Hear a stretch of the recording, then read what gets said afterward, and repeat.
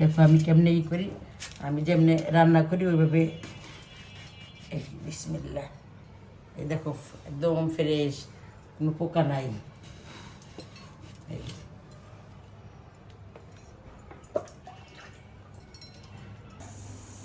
নতুন কড়াই, নতুন কড়াইতে ইলিশ মাছ রান্না হবে।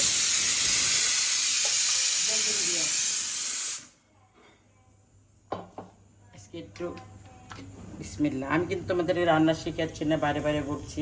তেল একটু বেশি করে দেবো, কারণ বেগুনটা আমি ভেজে উঠাবো।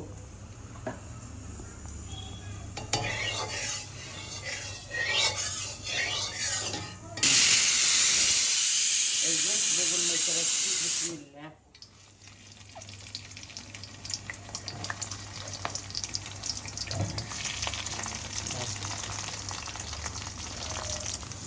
বেগুনগুলো ভাজা হয়ে গেছে, এখন উঠে নিচ্ছি, কারণ আবার তো এটা তরকারি দেবো।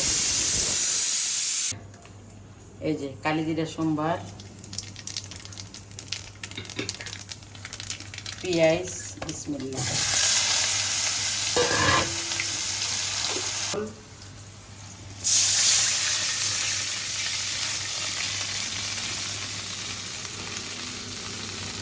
পানি দিয়েছি, মানে এই পানি জ্বলে হলুদ দেবো, এই যে একটু 1 চিমটি হলুদ,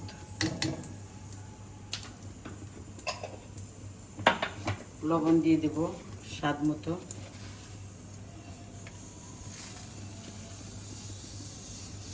এখানে আছে জিরা বাটা, রসুন বাটা, মরিচ। ঝোল বলক উঠে গেছে, এই যে ঝোল বলক উঠে গেছে, এবার মাছ দিয়ে দেবো। এই দেখো মাছ, বিসমিল্লাহ।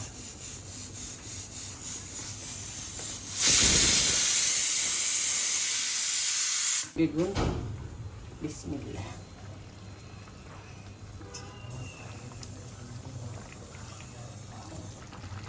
এখন রেখে দেবো, এই যে 5 মিনিট জাল দেবো, তারপর চুলা বন্ধ করে দেবো। কালার সেই হয়েছে, এখন আমার তরকারি কালার। ইলিশ মাছ দিয়ে বেগুনের সালুন, এই যে সেই হয়েছে। আর দেখো এই যে সবাই কিন্তু ভাত নিয়ে হাজির হয়েছে এটা খাওয়ার জন্য। আমি এখন দেবো আমার বাচ্চাদেরকে। ও চুলা বন্ধ করে দিই।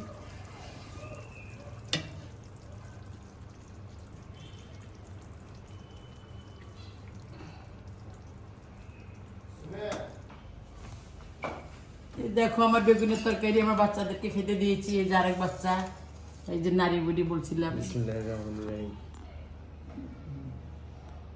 বেগুনের খাসিটাকে খাই নাও, বেগুনের বোটা ধরে টান দাও না। হ্যাঁ হ্যাঁ হ্যাঁ, টান দাও। এই যে ইয়াম্মি।